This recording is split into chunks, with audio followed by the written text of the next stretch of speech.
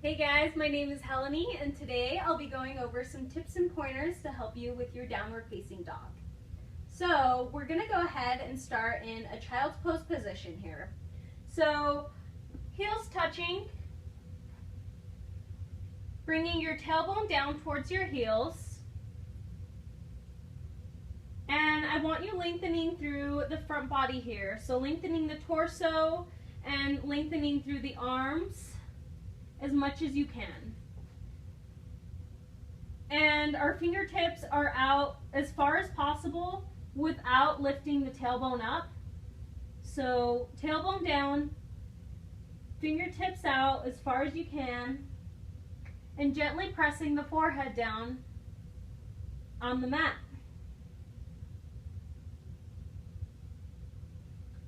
Now that we have found full length here in our child's pose, I want you to go ahead and come into a plank position. Before we do that though, I want to make sure that I make it clear I don't want your feet moving up and I don't want them moving back. You can shift them outward here, just not front and not back behind you. So from child's pose, shifting the feet out and coming into a plank position. We want to find full length here in the plank, so we're lengthening through the crown of our head, lengthening through the neck, and looking forward to the top of your mat. Now that you have found full length here in your plank, I want you to go ahead and come up to a downward facing dog without moving your feet at all. So right where they're at, you're going to go ahead and bring the tailbone up towards the ceiling and heels pressing back behind you. So now that we have found the correct length here in our downward facing dog, I want to make sure that we're doing the correct work here in the legs.